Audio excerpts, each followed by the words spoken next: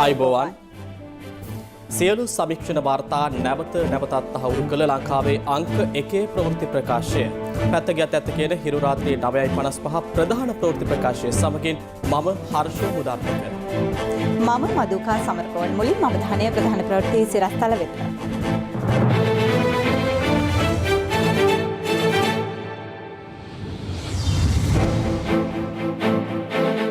ලෝක රුරජන කිරුළ යලි බහර දීමට කැරොලයින් ජූරි තීරණය කරයි.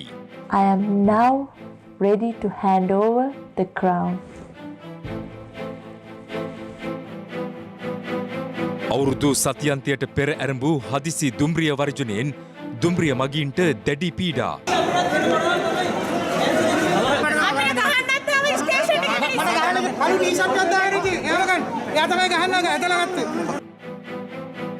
හිරු අනාවරණය කළ විෂ පොල්තෙල් අර්බුදය ගැන විමර්ශන CIDයට සිද්ධිකාගේ ප්‍රකාශයට අදත් විරෝධය.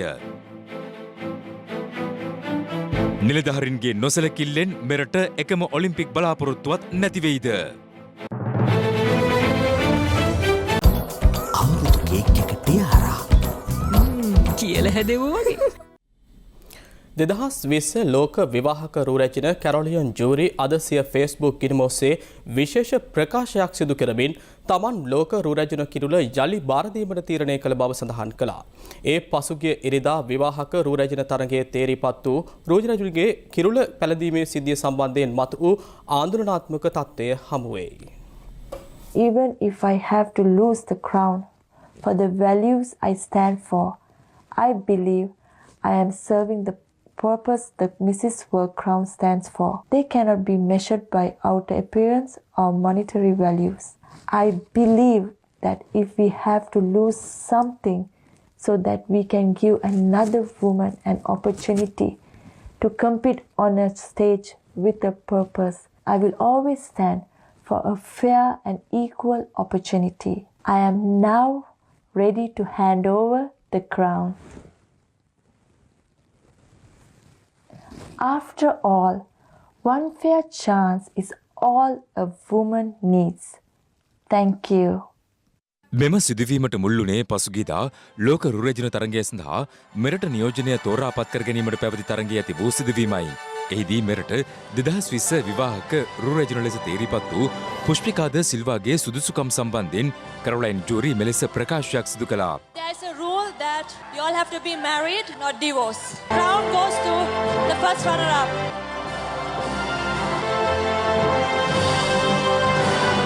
එහිදී ඉවත් කෙරුණු පුෂ්පිකාගේ රුරජන කිරුළ යලි ඇයටම හිමි වූ අතර කැරොලයින් ජූරි ඊයේ පොලිස් අත්අඩංගුවටගෙන පසුව ඇප මත මුදා හැරුණා. මෙම සිදුවීම් දෙකටම ජාත්‍යන්තර මාධ්‍යයේ වැඩි අවධානයක් යොමුව තිබුණු අතර මේ අද එම සිදුවීම පිළිබඳව ජාත්‍යන්තර මාධ්‍ය වාර්තා කර තිබූ අයුරුයි. ලීවර් ආයුෂ් කහ සබන් සඳක් වගේ බබලන පිවිතුරු සමකට දුම්රිය එන්ජින් රියදුරන් හා දුම්රිය නියාමකවරුන්ගේ සංගමය එක්ව ආරම්භ කළ හදිසි දුම්රිය වර්ජනයක් හේතුවෙන් උත්සව සමයේ ගම්බිම් බලා යාමට සිටි ජනතාව ඇතුළු කාර්යාල සේවකයින් දැඩි අපහසුතාවයකට පත් වුණා. කෙසේ වෙතත් දුම්රිය ස්ථානාධිපතිවරුන්ගේ සංගමය දුම්රිය සේවා හැකි පමණින් ක්‍රියාත්මක කිරීමට කටයුතු කළා. දවසේ පුවත දුම්රිය දෙපාර්තමේන්තුව තුළින්ම නව සාමාන්‍යාධිකාරීවරයෙකු පත් කිරීමට ගෙන ඇති තීරණයට විරෝධය පළ කරමින් දුම්රිය රියදුරන් සහ නියාමකරුන්ගේ සංගමය හදිසි වර්ජනයක් ආරම්භ කළේ අද පසරුවේයි. දුම්රිය එන්ජින් රියදුරන්ගේ සංගමේ ලේකම් ඉන්දික දුරංගොඩ මහතා අදාළ වර්ජනය සම්බන්ධයෙන් හිරු ප්‍රවෘත්තිංශයට මෙලෙස අදහස් පළ කළා. දැනට දෙපාර්තමේන්තුව තුළ සිටින නිලධාරීන් නිත්‍යාකාරව වැඩ නොකරන නිසා අපි ඉල්ලා සිටියා හැකියාව තියෙන කෙනෙක් බාහිරින් පත් කරන්න කියලා. නමුත් මේ දක්වා ඒකට අවධානය යොමු වෙලා නැහැ. ඒ වන විට දුම්රිය දෙපාර්තමේන්තුව ඇතුළේම නිලධාරීන් කීප දෙනෙක් සම්මුඛ පරීක්ෂණයකට කැඳවලා දුම්රිය සාමාන්‍යාධිකාරී තනතුරට පත් කරන්න අවශ්‍ය කටයුතු කරගෙන යනවා. අපි ඒකට දැඩි විරෝධතාවය පළ කරන්න අපි මේ අවස්ථාවේදී වෘත්තීය මාර්ගයට කෙසේ වෙතත් මෙම හදිසි වර්ජනය හේතුවෙන් උත්සව සමයේ ගම්බිම් බලා යාමට පැමිණි ජනතාව හා කාර්යාල සේවා නිම වී නිවෙස් වෙත යන පිරිස් දැඩි අපහසුතාවට පත් වුණා. එහිදී ඇතැම් පිරිස් කලහකාරී ලෙස හැසිරෙන අයුරු දක්නට ලැබුණා. ඔයාලා ඔක්කොම ගමනාගමනේ බස් දාන්න ගෙනන්න අපිට. මෙතන බස් දෙන්න එපා.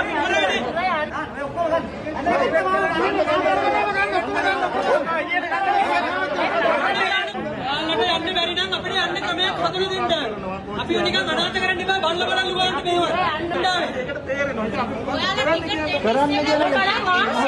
අපි බිල්ලට තියලා ඔයගොල්ලන්ගේ ඉල්ලීම් දිනා ගන්න හදන්න එපා. ඕයන් කාටවත් ආනවා කියන දේ මේවා යවල් කියන තාම කෝට්ටු දෙන්නේ ඈ. කවුරුද මට කරන්නේ? ඔය මේ ගහන්න හදන්නේ.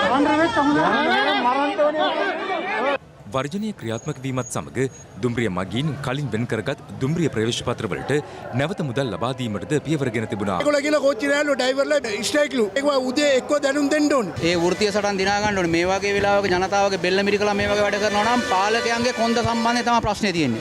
මම ආවේ පොළොන්නරුවට යන්න. මේගොල්ලෝ කියන්නෙම නැතුව ස්ට්‍රයික් කරන්නේ. ඒගොල්ලන්ට කියන්න බෑ. ඒගොල්ලන්ට ගෙවල් වල ගෑනු දරුවෝ නැද්ද? මිනිස්සු උත්තර මං කරන්නේ. මේ වගේ මිනිස්සු ටික අපස්පත් කරන එක වැරදි වැඩක් නේ. මේ වලට හරි දඩුවමක් රජයෙන් දුන්නා නම් හරි. මේ අවුරුදු නිවාඩුව මිනිස්සු හැමෝම ගම් වලට යන්න හදන්නේ. මේ මිනිස්සු දැනගන්න ඕනේ මහ ජනතාව අපහසුතාවයට පත් වෙන විදිහට වැඩ කරන්නේ නැතුව ඉන්න. මම වෘත්තීය ක්‍රියාමාර්ගයක් ගන්නවා නම් පෙර දැනුම් දීමක් කරන්න ඕනේ. අද උදේ ට්‍රේන් එකේ ආපු අපි දන්නවද මේගොල්ලෝ මේම කරනවා කියලා? නෝට ප්‍රවාහන ඇමතිට කොන්ද පණ තියෙන්න ඕනේ. මේගොල්ලෝ වැඩ තහනමක් කරන්න. මූලික එක්කෙනාගෙන් පටන් අරගෙන ඉවරයක් කරලා දාන්න ඕනේ මේ වෘත්තීය සමිති ක්‍රියාමාර්ග. මේ අදපසරුවේ මහනුවර දුම්රිය ස්ථානයේ මගී ජනතාව නොසන්සුන් වූ ආකාරයයි.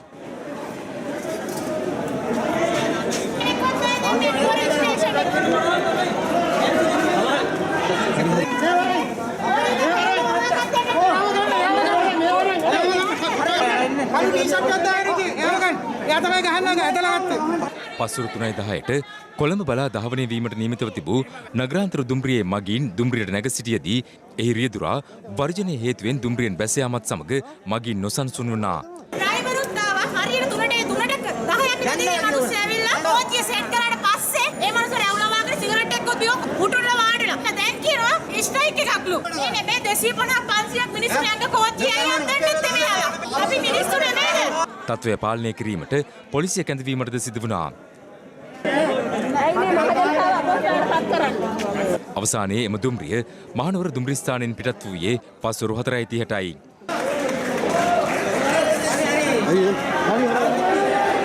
කෙසේ වෙතත් දුම්රිය ස්ථානාධිපතිවරුන්ගේ සංගමය ප්‍රකාශ කළේ දුම්රිය දහවනයේ හැකි ආකාරයෙන් ක්‍රියාත්මක කිරීමට තම සංගමය කටයුතු කරන බවයි.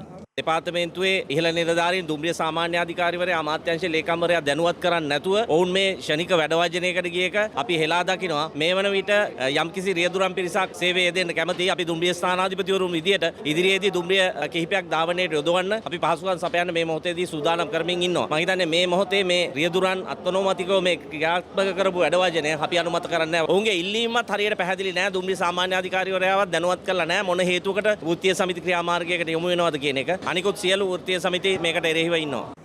එම තීරණයත් සමග දුම්රිය කිහිපයක් අද පසරුවේ මෙලෙස දහවනයට එක් කර ඇති අයුරු දක්නට ලැබුණා. 10 ඒ කියන්නේ ලයිෆ් බෝයි අවස්ථා 10කදී ලෙඩ රෝග 10කට හේතු වන වෛරස් ඇතුළු විෂ බීජවලට එරෙහිව සටන් කරනවා කියලා. මෙරටින් හමු වූ පිළිකාකාරක පොලිතිල් සම්බන්ධයෙන් විමර්ශනය කිරීම සඳහා නීතිපතිවරයාගේ උපදෙස් පරිදි අපරාධ පරීක්ෂණ දෙපාර්තමේන්තුවේ විශේෂ කණ්ඩායමක් පත් කර තිබෙනවා. අපරාධ පරීක්ෂණ දෙපාර්තමේන්තුවේ අධ්‍යක්ෂකවරයා විසින් පත් කළ මෙම 10 දෙනෙකුගෙන් යුත් කණ්ඩායමට සහකාර පොලිස් අධිකාරිවරයෙකු සහ ප්‍රධාන පොලිස් පරීක්ෂකවරයෙක්ද ඇතුළත්. ඇෆ්ලටොක්සින් පිළිකාකාරකයේ අඩංගු බවට පසුගිය මාර්තු 4 වෙනිදා සෞඛ්‍ය අමාත්‍යාංශයේ ආහාර ආරක්ෂණ ඒකකයේ මගින් තහවුරු කළ ආනයනික පොල් තෙල් තොගයක් රේගුවෙන් සමාගම්වල ගබඩාබිත මුදා හැර ඇති බවට පසුගියදා හිරු ප්‍රවෘත්ති කළ අනාවරණය සමග ඒ සම්බන්ධයෙන් සමාජයේ දැඩි කතාබහක් ඇති වුණා. අදාළ තෙල්තොග වෙළඳ පොලට නිකුත් නොවූ බවට බලධහරින් සහ නිලධහරින් විවිධ අවස්ථාවල විවිධ තහවුරු කිරීම් සිදු කළද දංකටුව ප්‍රදේශීය තෙල්මෝලක පිටුපස සංගවා තිබියදී පසුගිය 28 වෙනිදා තවත් සැක සහිත පොල් තෙල් අඩංගු බවුස දෙකක් පොලිස් බහරයට ගැනුණා. අදාළ බවුස වලින් ලබාගත් පොල් තෙල් සාම්පල ආයතන 3ක් වෙත යොමු කළේ ඉන් අනතුරුවයි. එලෙස ශ්‍රී ලංකා ප්‍රමිති ආයතනය වෙත යවූ සාම්පලවල ඇල්ෆටොක්සින් පිළිකාකාරකය අඩංගු බවටයි තහවුරු වුණේ. එම බවුසවල ඇත්තේ මීට පෙර ප්‍රති අපනයනයට නිර්දේශ කළ පොල් තෙල් තොග බව පරීක්ෂණවලින් තහවුරු වී ඇතැයි රේගු අධ්‍යක්ෂ ජෙනරාල් විශ්‍රාමික මේජර් ජෙනරාල් විජිත රවිප්‍රිය මහතා ප්‍රකාශ කළා. පරීක්ෂණ වලින් ඔප්පු වුණා බවුස දෙකේ තිබුණෙත් මේ අශුද්ධ විෂකාරක සහිත පොල් තෙල්. ඉතින් මේක කොහොමද එළියට ගියේ? මේ පරීක්ෂණය කරන්න අපි අපරාධ පරීක්ෂණ දෙපාර්තමේන්තුවට බාර දීමට කටයුතු කරමින් සිටිනවා මේ වන විට. රේගුව කිව්වා අපේ බාරේ තියෙන්නේ ඒගොල්ලන්ගේ පෞද්ගලික ගුදාම් වලට මේ දැම්මත් කියලා. මේ වගකීම වෙලෙන්දට පවරලා වෙලෙන්දව ඒක බැඳ තබලා නීත්‍යානුකූලගත කරලා තමයි ඔහු නිදහස් කරලා යවන්නේ. මේ උන්ට ඕන විදිහට ඒක පරිභෝජන දානවනම් ඔවුන්ට විරුද්ධව කටයුතු කරන්න පාරිභෝගික අධිකාරිය ඉන්නවා. තව නොයෙකුත් ආයතන ඉන්නවා මේ ඔවුන් පරිභෝජනයට දැම්මොත් එහෙම කරන්න. මේකට සීල් තියෙනවා. ඒ කියන්නේ යවන්න ඉස්සෙල්ලා මීට ඉස්සෙල්ලා කියවුනේ මේ සීල් එක කස්ටම් සීල් එකක් මෙතන තිබුණ නැහැ කියලා. ආරේ මානයන කරුවා විසින් ඒක තමන්ගේ අනුදැනුම තමයි සීල් නිකුත් කරලා තියෙන්නේ. ඒක සම්පූර්ණ වරදක්. ඒ නිසා තමයි අපි ඒක අපරාධ විමර්ශන දෙපාර්තමේන්තුවට බාර දෙන්න හදන්නේ. මෙරටින් හමු වූ පිළිකාකාරක පොල්තෙල් සම්බන්ධයෙන් විමර්ශනය කිරීම සඳහා අපරාධ පරීක්ෂණ දෙපාර්තමේන්තුවේ අධ්‍යක්ෂවරයා විසින් විශේෂ කණ්ඩායමක් නීතිපති දප්පුලද ලිවේරා මහතාගේ උපදෙස් මත අද පත් කෙරුණේ මෙවන් පසුබිමකයි. අදාළ විමර්ශන කණ්ඩායම සහකාර පොලිස් අධිකාරීවරයෙකු ප්‍රධාන පොලිස් පරීක්ෂකවරයෙක් ඇතුළු සමාජිකයන් දස දෙනෙකුගෙන් සමන්විතයි. මීට අමතරව අදාළ පොල්තෙල් මෙරටට ආනයනය කළ ආකාරය සම්බන්ධයෙන්ද රේගු නිවාරණ අංශය තවත් විමර්ශනයක් ආරම්භ කර තිබෙනවා. අදාළ බෞස දෙකේ අඩංගු පොල්තෙල් ගෙන්වීම සඳහා ආහාර පාලකවරයා සහ ප්‍රමිති ආයතනය අවසර ලබා දී ඇද්ද යන්න පිළිබඳවද එහිදී විමර්ශනය කිරීමට නියමිතයි. සමාගම් තුනක් විසින් මෙරටට ආනයනය කළ පොල්තෙල් තොගයක ඇෆ්ලටොක්සින් පිළිකාකාරකය අඩංගු බවට ශ්‍රී ලංකා ප්‍රමිති ආයතනය කාර්මික තාක්ෂණ ආයතනය ඇතුළු ආයතන තුනක් මගින් පසුගියදා තහවුරු කළ අතර එක් සමාගමක පොල්තෙල් තොග ප්‍රති අපනයනය සඳහා මේ වන විට වරායට රැගෙන විත් තිබෙනවා. සිසු සමාගම්වල ප්‍රශ්නගත ආනයනික පොල්තෙල් අඩංගු ගබඩාවලට තවදුරටත් මුද්‍රා තබා තිබෙනවා. දේශපාලන අධිකාරිය සහ නිලධාරීන් අවස්ථා කිහිපයකදී අවධාරණය කළේ අදාළ පොල්තෙල් ගබඩාවලින් පිටතට නොගිය බවයි. රේගු අධ්‍යක්ෂක ජෙනරාල්තුමා පැහැදිලිව ප්‍රකාශ කරලා තියෙනවා මේ පොල්තෙල් තොගය නිදහස් නොකොට ගබඩාවල තබා තියෙනවා. පාරිභෝගික කටයුතු අධිකාරිය මේ පොල්තෙල් ගබඩා කරලා තියෙන ගබඩා සීල් කරලා තියෙනවා. ඒ කියන්නේ ඒකෙන් පොල්තෙල් නිකුත් කරන්න බෑ. පාරිභෝගික කටයුතු අධිකාරිය පරීක්ෂණ නිම වෙන තේ. මෙරට ජනතාව සිංහල දෙමළ අලුත් අවුරුද්ද සඳහා සූදානම් වන පසුබිමකදී මෙම ප්‍රශ්නගත පොල්තෙල් තොග වෙළඳ පොලට නිකුත්වීමේ වගකීම භාරගත යුත්තේ කවුද? රේගුව කිව්වා මේ දංකොටුවෙන් හම්බෙච්චි බවුසරවල තියෙන්නේ පිළිකාකාරක පොල්තෙල් කියලා. දැන් ගොඩාක් කට්ටිය කිව්වා අපි මේක ඇහුවාම ඇයි මේක හිරු එක අහන්නේ ඇයි මොකද තියෙන ප්‍රශ්නේ? එහෙම එළියට ගිහිල්ලා නැහනේ කියලා. දැන් කවුද මේක වගකීම් බාර ගන්න ඕනේ? ශ්‍රී ලංකාවට ඕනම ආහාර ද්‍රව්‍ය ගෙන්නනකොට ඒ සම්බන්ධ නිදහස් කිරීම පිළිබඳ නිර්දේශය දෙන්නේ සෞඛ්‍ය අමාත්‍යාංශයේ ආහාර පාලන ඒකකයේ විසින්. නමුත් ඒ ආහාරයෙන් මහජන පරිභෝජන නිදහස් කරනවාද කියන වගකීම තියෙන්නේ ශ්‍රී ලංකා රේගුවට. දැන් මේකේ වගකීම ඔබතුමාලට නැද්ද? ඔබතුමාලනේ සෞඛ්‍ය බලධරයා. සෞඛ්‍ය බලධාරීන් විසින් අවශ්‍ය නිර්දේශය දීලා තියෙනවා මේ ආහාරය වෙළඳපළට නිකුත් කරන්නද එපාද කියන වගේ. ඒ අනුව කටයුතු කිරීම තමයි ශ්‍රී ලංකා රේගුව විසින් කරනු ලබන්නේ. බේකරි එක පරණ පාන් ගෙඩියක් ඇල්ලුවොත් එහෙම බලය තියෙන PHI මහතුරුන්ට ගිහිල්ලා නීතිමය ක්‍රියාමාර්ග ගන්න. හැබැයි දැන් ඔබතුමාලට බලයක් නැහැ. පොරපොල් තෙල් ගෙන ආපු මිනිස්සුන්ට එරෙහිව නීතිමය ක්‍රියාමාර්ග ගන්න. මොකද්ද මේ නීතිය? ඇයි අපි ඒව ඇතුළට එන්න දෙන්නේ නැහනේ. අපි ඒක නවත්තනවා. දැන් මේකේ ආවනේ රට තුලට දැන් ඇවිල්ලා දංකොටුවටත් ගිහිල්ලා තියෙනවනේ. ඒකට උත්තර දෙන්න ඕනේ ඒ අදාළ වෙනත් ආයතන. එපා කියපු දෙයක් රටට යනවා නම් ඒක ප්‍රශ්නයක් නෙමෙයිද? ගිහිල්ලා තියෙනවා නම් එහෙම ප්‍රශ්නයක්. නමුත් ඒ සඳහා කටයුතු කළ යුත්තේ රේගුව ආඥාපනත යටතේ මම නෙමෙයි. ඒ කියන්නේ වගකීම් බාර ගන්න ඕන රේගුව කියන එකයි ඔබතුමා කියන්නේ මේ. ඔව් රේගුව ආඥාපනත යටතේ ඒව සේරම වැටෙන්නේ. ජනතා බදු මුදලින් නඩත්තු වන වගකිව යුතු ආයතන සහ බලධාරීන් මෙන්ම නිලධාරීන්ද විෂ පොල්තෙල් ගැටලුව හමුවේ සිය වගකීම මෙලෙස එකිනෙකාට පවරමින් සිටින්නේ මෙරට තවත් මිනිස් ජීවිත කීයක් පිළිකාවට බිලිවන තුරුද?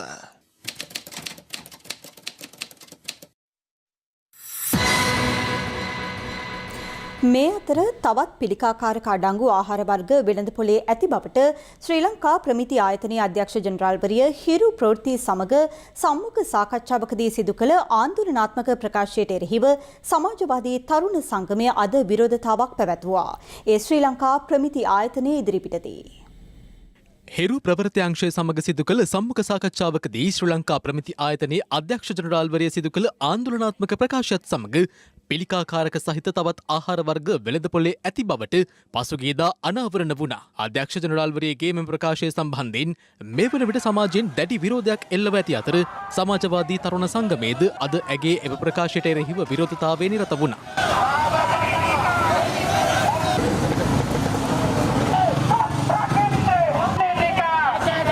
ඔවුන් බලකර සිටියේ ශ්‍රී ලංකා ප්‍රමිති ආයතනය එම විෂ සහිත ආහාර ලැයිස්තුව වහාම හෙළි කළ යුතු බවයි.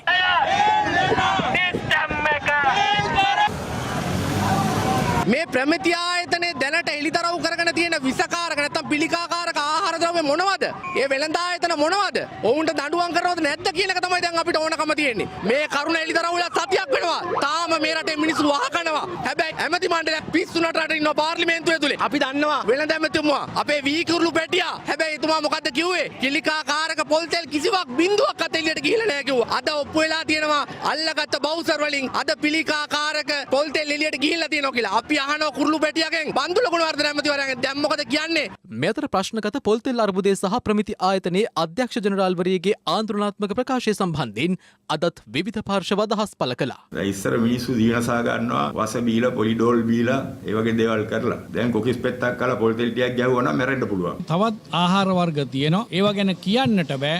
මොකද ඒ ආයතන කඩාගෙන වැටේවිය කියන ප්‍රකාශයක් කියනවා. මේක බරපතල ප්‍රශ්නයක් අද. අපිට මේ වස කවනවා. මාර වැඩේ ලංකාවට උනේ. හැබැයි පාර්ලිමේන්තුවේදී බන්දුල ගුණවර්ධන ඇමතුමා කියනවා මේක තිබිය යුත්තේ අංශු 30ට වඩා අඩුවෙන් කියලා. ඒ වගේම රජයේ ප්‍රබල ඇමතිවරයෙක් කියනවා ඒ තෙල් ගෙනාපු එක එච්චර ගණන් ගත යුතු දෙයක් නෙවෙයි.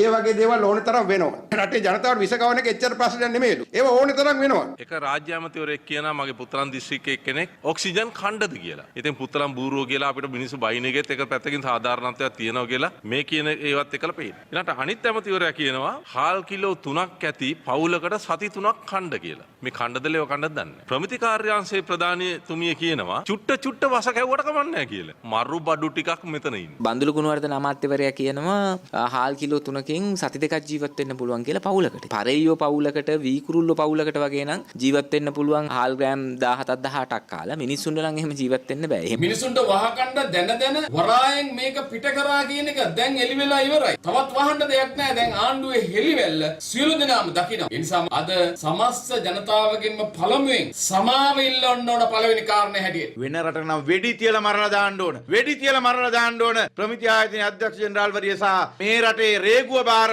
අධ්‍යක්ෂ ජනරාල්වරිය මේ කරපු මහා විනාශය. තෙල් ಜಾති ලංකාවේ තියෙන්න ඕනේ නැත්තම් බිස්කට් එකක්වත් කේක් එකක්වත් මේ මිනිස්සෙකුට කන්න බැරි වෙනවා. යහපාලන ආණ්ඩුවෙන් වැරද්දක් කරා නම් ඒ වැරද්දම මේ ආණ්ඩුවෙන් කිරීම තුලින් ඒ වැරද්ද නිවැරදි වෙනවද කියලායි මම කියපු අයගෙන් අහන්නේ.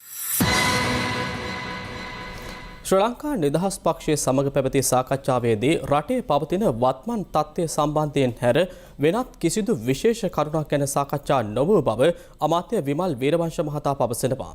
කෙසේ වෙතත් ඊයේ රාත්‍රියේ පැවති මෙම සාකච්ඡාව මේ වන විට දේශපාලන වේදිකාවේ මාතෘකාවක් බවට පත්ව තිබෙනවා. කොළඹ ඩාලිපාරේ පිහිටි ශ්‍රී ලංකා නිදහස් පක්ෂ මූලස්ථානයේදී එම පක්ෂයේ සමාජිකයන් පිරිසක් සහ තවත් පක්ෂ කිහිපයක නායකයන් අතර විශේෂ හමුවක් ඊයේ රාත්‍රියේ පැවති අතර ඊට විමල් වීරවංශ උදේ ගම්මන්පිල යන අමාත්‍යවරුන් එක්ව සිටියා.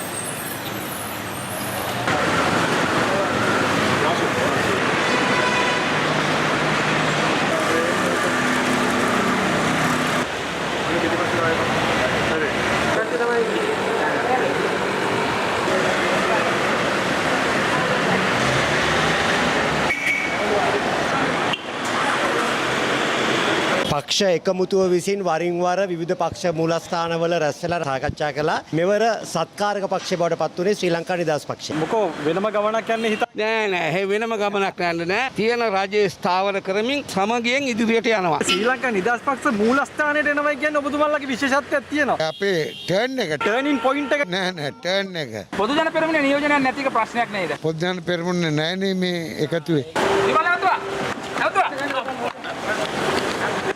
කෙසේ වෙතත් මෙම සාකච්ඡාවෙන් අනතුරුව විමල් වීරවංශ අමාත්‍යවරයා කොළඹදී පැවති උත්සවයකට එක්වමින් වත්මන් දේශපාලන තත්ත්වය පිළිබඳ මෙලෙස අදහස් පළ කළා. ගෝඨාභය රාජපක්ෂ අතිගරු ජනාධිපතිතුමාන් ජයග්‍රහණය කළේ එතෙක් මේ රට අනුගමනය කරපු ප්‍රතිපත්ති රාමුව ඒ විදියටම කර තියාගෙන යන්න නෙවෙයි. මේ වැරදි ප්‍රතිපත්ති රාමුව නිසා තමයි අවුරුදු 4මාරක් වැනි කෙටි කාලයකදී මේ බලය දරන ලද පාර්ශවයන්ට බලය අතහැරලා යන්න උනේ. ඒක නිකන් අතහැර යාමක් නෙවෙයි. හිටපු අගමැතිවරයාට ගෙදර ඉන්න තරම් බලපෑමක් වෙච්ච අතහැර යාමක්. මේ රටේ දේශීය කර්මාන්ත ගැන නොතලකා, භූමි පුත්‍රයන් ගැන නොසලකා, විදේශීය අවශ්‍යතාවලට පමණක් නැඹුරු වෙච්ච මේ ප්‍රතිපත්තිය තමයි 9 ලක්ෂයකට අධික ජනතාවක් පරාජයට පත් කරනු ලැබුවේ. අපි කාටත් වඩා අවංක විය යුත්තේ, පක්ෂපාතී විය යුත්තේ ජනවරමට. දේශපාලනිකව ඒ ජනවරමත් එක්ක එහෙම බැඳීමක් අපි අත්‍යන්තයෙන්ම ගොඩනගා ගන්නේ නැත්තම් එතෙන්දී අපි වැටෙන්නේ තක්කඩි දේශපාලන නායකයන්ගේ ගොඩට මිස මේ රටේ පොදු ජනතාවගේ ආදරය හා ගෞරවය දිනාගත්තු දේශපාලන නායකයන්ගේ ගොඩට නෙවෙයි. එහෙම ජනවරමකින් පනපෙවුණු පාලනයක කොටස්කාරයෝ නිසා තමයි සමහර අමාරු තීරණ අපිට බොහොම පහසුවෙන් ගන්න පුළුවන් වෙලා තියෙන්නේ. අනතුරුව මාධ්‍යවේදීන් ශ්‍රී ලංකා නිදහස් පක්ෂය සමග පැවැත් වූ සාකච්ඡාව පිළිබඳව අමාත්‍යවරයාගෙන් ප්‍රශ්න කළා. කාර්යයක් තිස්සේ පිටින් පිට අපි හමු වෙනවා. රටේ පවතින තත්ත්වය ගැන අපි පක්ෂ ටික සාකච්ඡා කිරීමක් තමයි කරන්නේ. අපි තීරණ ගත්තද මේ සාකච්ඡාව? රටේ තත්ත්වය ගැන යම් කිසි සාකච්ඡාවක් නිසා මේ 아무තු තීරණ ගැනීමක් එකතු වෙන්නේ නැහැ. ඉතින් ගන්න මොකද විශේෂ තීරණය? මොකද ගන්න ඕන තීරණය? මේ අතර මෙම විශේෂ සාකච්ඡාව සම්බන්ධයෙන් විවිධ පාර්ශව අදහස් පළ කළා. ආණ්ඩුවට එරෙහිව යන්නවත් ආණ්ඩුව අපහසුතාවයට පත් කරන්නවත් මේ සාකච්ඡා පැවැත්වුනේ. මේ එකතු වීම තවත් පක්ෂයක් බලයට පත් කරන්න කටයුතු කිරීමක් නෙවෙයි. මේ ආණ්ඩුව කියන කටයුතු කරපු සුළු පක්ෂ 11ක්. මේ රට මෙපා කියපු හොඳ පණ නැහැ කියපු මෛත්‍රීපාල සිරිසේන මහත්තයා නායකත්. මල්ලි විරෝධ මහත්තයා ගැන ගම්මන්පිල මහත්තයා ගැන ලැජ්ජාවක් තියෙනවා. ඒ මිනිස්සු කොච්චර අසරණ වෙලාද අර පඹයා කියලා කෑ ගහපු මෛත්‍රීපාල සිරිසේන මහත්තයා යටතේ අද සාකච්ඡා පවත්වන්න. ඔයවත් අපි අතර ගැටීමක් නැහැ, ප්‍රශ්නයක් නැහැ. ඕන එකකදී එක එක අයගේ වෙනස් මත තියෙනවා. ඉතින් මේ මත කොහෙදී හරි කමක් නැහැ, සාකච්ඡා වෙලා අවසානයේදී පොදු තීන්දුවක් ගත යුතුයි. දැන් එහෙම ප්‍රශ්න අපි රසක් විසඳගත්තා. උද්දච්චකමත් මහාන්තත්වකමත් අතාරපු පක්ෂයක් විදියට ශ්‍රී ලංකා නිදහස් පක්ෂය නැවත අපි ගොඩනගා. පාර්ලිමේන්තු මැතිවරණයේදී පක්ෂයට විශාල අසාධාරණකම් ගණනාවක් සිද්ධ වුණා. නැවත ඒ කරන්න අපි ඉඩ තියන්නේ නැහැ. දැන් ඇවිල්ලා හදපු ආණ්ඩුවට විරුද්ධව කටයුතු කරන්න ශ්‍රී ලංකා නිදහස් පස්සේ එක්කෙනෙක්ගේ දෙන්නෙක්ගේ පැසීමක් වෙන්න ඇති ඕක. ඒ දෙන්න තුන් දෙනා හිතාගෙන ඉන්නේ ඒගොල්ලෝගේ තමයි ශ්‍රී ලංකා නිදහස් පස්සේ. සමහර අය ඉන්නවා සීන දකින්න අය මේ නායක පුටු වලට. කියන්නේ මේ හොර රහසේද? නෑ හොර රහසේද මොන රහසේද කියලා එක මන් දන්නේ නැහැ. අපි ඉන්න තැන ඉන්නවා පක්ෂේ ශ්‍රී ලංකා ආණ්ඩුව පොහොට්ටුව ශ්‍රී ලංකා නිදහස් පස්සේ දෙන්නෙක් තුන් දෙනෙක් කිව්වට ආණ්ඩුව වැටෙන්නේ නැහැ, වටන්න දෙන්නෙත් නැහැ. රංජන් රාමනායකගේ පාර්ලිමේන්තු මන්ත්‍රී ධුරය අහෝසි වීම හේතුවෙන් පුරක්පාඩු වූ එම අසුන සඳහා අජිත් මාන්නපෙරුම මහතා අද පෙරවරුවේ කතානායකවරයා ඉදිරියේ පාර්ලිමේන්තු මන්ත්‍රීවරයෙකු ලෙස දෙවරුම් දුන්නා. මේ අතර පාස්කු වාර්තාව පිළිබඳ විවාදයේ අවසාන දිනය වූ අද එම විවාදයට එක්වෙමින් මහජන ආරක්ෂක අමාත්‍ය සරත් වීරසේකර මහතා ප්‍රකාශ කළේ 2015ට පෙර සහරාන් හෝ ඔහුගේ අනුගාමිකයන් කිසිවෙකුට රජයෙන් වැටුප් හෝ දීමනා ලබා දී ඇති බවට සිදු කරන චෝදනා ප්‍රතික්ෂේප කරන බවයි. ගරු අජිත් මාන්නපෙරුම මැතිතුමාගේ දියුරුම් දීම. අජිත් කුමාර මාන්නපෙරුමනේ මම ශ්‍රී ලංකා ප්‍රජාතන්ත්‍රික සමාජවාදී ජනතාවගේ ආණ්ඩුක ව්‍යවස්ථාව ආරක්ෂා කොට ගෞරව බහුමානින් යුක්තව ප්‍රකාශ කර තිබෙනවා. තුමාට සුබ පතමි. මාව නැල්ලේ බුදු පිළිමේ කඩනවා. කෝල් එකේ එන්නේ කොහෙන්ද? අසාත් සාලි ඒ අන්තවාදී මුදා හැරීමට ඍජුව සම්බන්ධකම් පවත්වනවා. අසාත් සාලිට තමුන්නාන්සලා දඩුවම් දුන්නේ නැහැ. අසාත් සාලිට ආණ්ඩුකාරකම දෙනකම් කට ඇරියේ නැති ආණ්ඩුව නියෝජනය කරපු උන්නේලා රෙදි ඇඳගෙන දන්නේ අද කතා කරන්නේ. මම කුරුණෑගල ශාපි සාබ්දීන්ට විරුද්ධව නඩුවට සම්බන්ධ වෙන්න ගියා. විලි ලැජ්ජ නැතුව අපරාධ පරීක්ෂණ දෙපාර්තමේන්තුවේ ශානි අබේසේකර වාර්තාවක් පෙන්නනවා. කෝටි 50ක් තිබ්බ ශාපිගේ ගිනුම් වාර්තාවේ ශේෂය විතරක් පෙන්නනවා. ශේෂය ලක්ෂ 5යි. ඒ නිසා අපදෙන්න මෙවැනි නීති වාර්තා යට ගහපු අපරාධ හංගපු නිලධාරී යන්ත්‍රයක් ක්‍රියාත්මක වෙනවා. දොස්තර සාපිලා වගේ කෙනා දැන් කතා කරුවා. මම වඳ කිරුවා කියලා කිව්වා. නමුත් දැන් අවුරුදු දෙකක් කිසිම දෙයක් නැහැ. අසත්සාලිපත් කරන්න අපේ ආණ්ඩුවේ අගමැතිතුමාට ආණ්ඩුකාරයපත් කරන්න බලයක් දීලා තිබුණේ නැහැ. ඉතින් අසත්සාලිපත් කරුවේ ජනාධිපතිතුමා. සාලි සමගි ජනවලවේගේ ජාතික ලැයිස්තුවට පත් කරේත් මෛත්‍රීපාල සිරිසේනද? ලයිෆ් ඉන්න පුළුවන් ඕන කෙනෙකුට. මම දැක හරින් ප්‍රාන්ත හැමතිස්සම කියනවා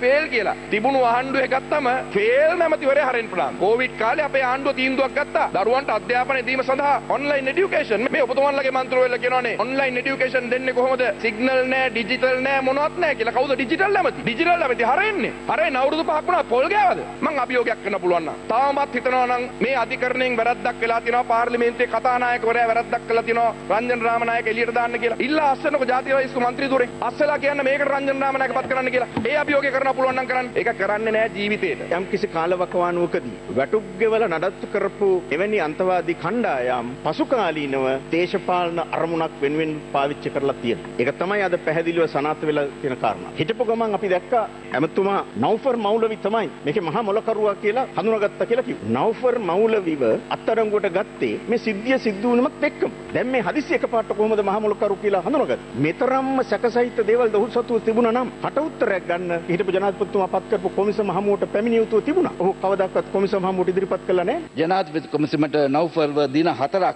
2020 සැප්තැම්බර් මාස ගෙනවී ස්පර්ශ කරන තිබෙනවා. මේ පාස්කු ප්‍රහාරයේ මහා මොලකරු නෞෆර් මෞලවී බව මායේ ප්‍රකාශය කළේ මෙතෙක් කරන ලද විවිධ විමර්ශනයන්ගෙන් ඒ බව සනාථ වන නිසා. මීට අමතරව මහා මොලකාරයෙක් ඉන්න බවට සාක්ෂි තොරතුරු තියෙනවා නම් කරුණාකර අපට එය ලබා දෙන්න. සහරාන්ට ආරක්ෂක අමාත්‍යාංශය හෝ බුද්ධ්‍යංශ මගින් වැටුප් ලබා දුන්නාය කියා ප්‍රකාශත් මේ සභාවේ කෙරුණා. සහරාන්ට හෝ සහරාන් සමග මියගිය පුද්ගලයන්ට ඔහුගේ අනුගාමිකයින්ට දැනට අත්අඩංගුවට සිටින සැකකරුවන්ට හෝ ජාලයට සම්බන්ධ කිසිවෙකුට 2015කට පෙර පැවති රජයේ ආරක්ෂකංශ හෝ බුද්ධ්‍යංශ මගින් කිසිදු වේතනයක් ලබා දී නොමැති බව මම වගකීමෙන් යුතුව මේ ගරු සභාවේ කියා සිටිනවා.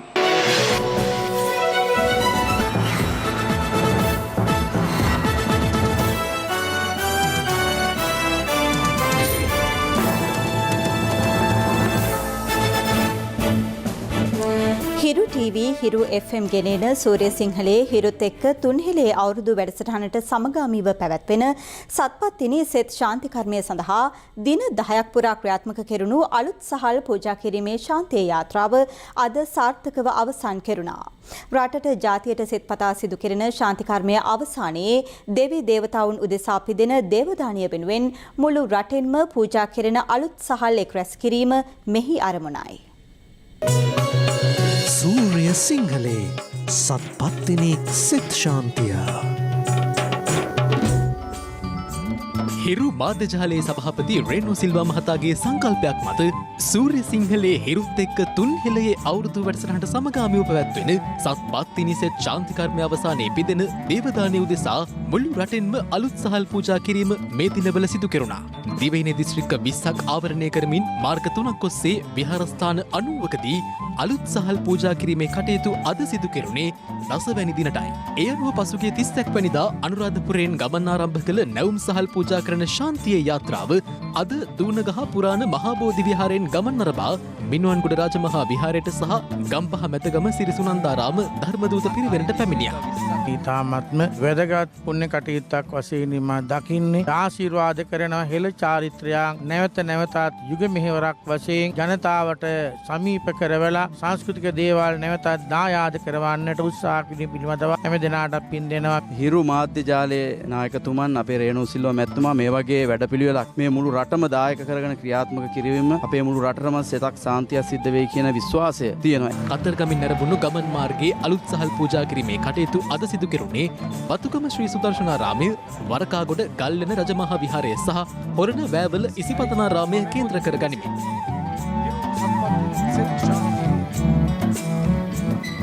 මේ වෙලාවේ හිරු මාධ්‍ය ජාලය රෙනෝ සිල්වා මැතිතුමන්ගේ සංකල්පයක් අන්තය මුළු ලංකාවම එක කුමරු යායක් බවට පත් කරලා තියෙනවා. ලංකාවේ 4 දිබ්බාගෙම අපේ ගොවි ජනතාවගේ සහල් ලබාගෙන ඇවිල්ලා පත්තිනි පූජාවක් පවත්වන්නට කටයුතු සංවිධානය කළා. මේක ඉතාම වැදගත්. හිරු මාධ්‍ය ආයතනය හැමදාම විහාරස්ථානත් එක්ක මේ වගේ සත්කාරක ව්‍යාපෘති කරනවා. ජනතාවගේ ලොකු පිළිගැනීමක් තියෙන ආයතනය. ඒ වගේම හොඳ කාර්යයක්. හෝමාගම ශ්‍රී සුගත බිම්බාරාම විද්‍යාවර්ධන පිරිවෙනේ සිට පාදුක්ක ශ්‍රී මහා විහාරයට පැමිණි මහියංගනින් ගමන් නැරඹි ශාන්තිය යාත්‍රාව අද සවස ළඟා වුණේ මහ ඉංගිරිය ඉමගිර කැන්දලන්ද විහාරස්ථානයටයි.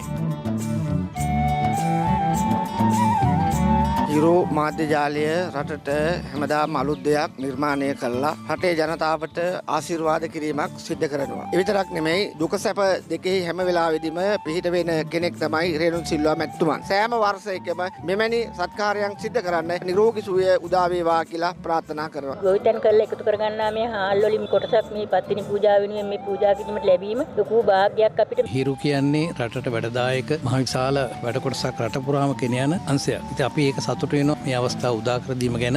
දින 10ක් පුරා දිවයිනේ විවිධ ප්‍රදේශවලදී ශාන්තිය යාත්‍රාවට සැදැහැසිතින් ඔබ විසින් පූජා කළ අලුත් සහල්වල අග්‍ර කොටස අනිද්දා බුදුරජාණන් වහන්සේ වෙනුවෙන් පූජා කරනවා. ඒ රුවන්වැලි මහා සෑය, මහියංගන විහාරය, කතරගම කිරිවෙහෙර සහ තිස්ස මහාරාම තිස්ස මහා විහාරයේදී. සූර්ය සිංහලේ සත්පත්තිනි සෙත් ශාන්තිය.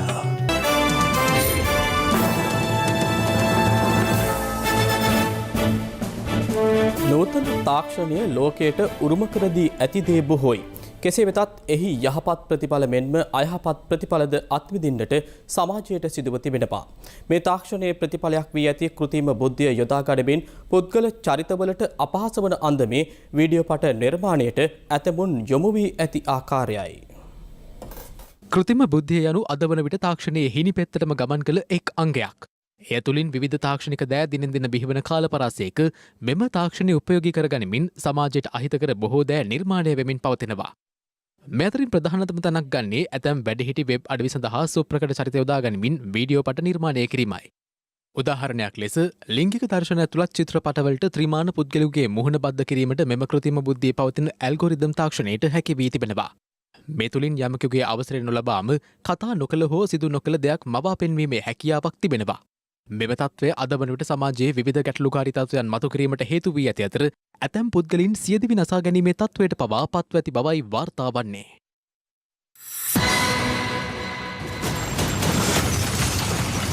දෙදහස් 21 ටෝකියෝ ඔලිම්පික් උළෙලේ ආරම්භය සඳහා තවත් මාස 3ක් පමණක් ඉතිරිව තිබියදී මෙවර ඔලිම්පික් නියෝජනය කරන්නට පරිසාදන මට්ටමේ සිටින එකම ශ්‍රී ලංකා නියෝජනය වන්නේ කාන්තා මීටර 3000 බාධක දිවීමේ තරඟිසව්ව නියෝජනය කරන නිලානි රත්නායකයි. පරිසාදන මට්ටම ඉක්මවන ක්‍රීඩිකාවන්ට අමතරව ලෝක මළල ක්‍රීඩා ශ්‍රේණිගත කිරීමෙහි මුල් ස්ථානයන් වල රැඳී සිටින ක්‍රීඩිකාවන් 45 දෙනෙකුට මෙවර මෙම ඉසව්වෙන් ඔලිම්පික් වරම් හිමිවනවා. ඒ සඳහා පාදක කරගන්නේ 2019 වසරේ මැයි 1 වෙනිදා සිට මේ වසරේ ජුනි මාස 29 වෙනිදා අතර කාලවකවානුව තුලදී මල්ල ක්‍රීඩා පිටියේ ඔවුන් ලබා ගන්නා ප්‍රසාද ලකුණුයි. මේ අනුව නිලානි රත්නායක මේ වන විට මෙම ශ්‍රේණිගත කිරීම්වල 35 වන ස්ථානයේ රැඳී සිටින්නේ ප්‍රසාද ලකුණු 1180ක්ද සමගින්. ඇය පසුගියදා ජාතික මල්ල ක්‍රීඩා තෙරීම් තරඟාවලිය සඳහා එක් වුණේ ඊට තවත් ලකුණු කිහිපයක් එක් කරගෙන වර්ගීකරණයේ ඉදිරියට පැමිණීමේ අරමුණ ඇතිවයි. නමුත් මෙරට මල්ල ක්‍රීඩා නිලධාරීන්ගේ නොසැලකිල්ලට පින් සිදුවන්නට එම බලාපොරොත්තුව සිහිනයක්ම පමණක් කරගන්නට නිලානීට සිදු වුණා. ජාත්‍යන්තර මල්ල ක්‍රීඩා සංගමේ නියමයන්ට අනුකූලව කාන්තා මීටර 3000 බාධක දිවීමේ ඉසව්ව සඳහා යොදා ගනු ලබන කඩුල්ලේ සම්මත උස සෙන්ටිමීටර 76ක්. නමුත් මල්ල ක්‍රීඩා බලධාරීන්ගේ තාක්ෂණික දැනුමේ තරම මොනවට කියාපාමින් නිලානි එක්වුණු කාන්තා මීටර 3000 බාධක දිවීමේ ඉසව්ව සඳහා යොදාගත් කඩුල්ලේ සම්මත උස වෙනුවට වැඩි උසක් ලබා දීමට කටයුතු සලසා තිබුණා. එහිදී නිලානීට සිදුවුණේ අමතර ජවයක් යොදමින් තරඟ වදින්නටයි. එහි අවසන් ප්‍රතිඵලය මේ වන විට නිලානීට පාදයේ ආබාධයක් උරුම කර දී තිබෙනවා. මෙරට ක්‍රීඩා නිලධාරීන්ගේ නොසැලකිල්ල නිසා හැමදාමත් වන්දි ගෙවන්නට සිදු වූයේ දහසකුත් එකක් බාධක කම්කටොළු මැද ක්‍රීඩාව කරගෙන යන ක්‍රීඩක ක්‍රීඩිකාවන්ටයි. ඒ හරහා ඔවුන්ගේ හෙට දවස අඳුරු වෙද්දී බිඳ වැටෙන රටේ බලාපොරොත්තු වලට වග කියන්නේ කවුද?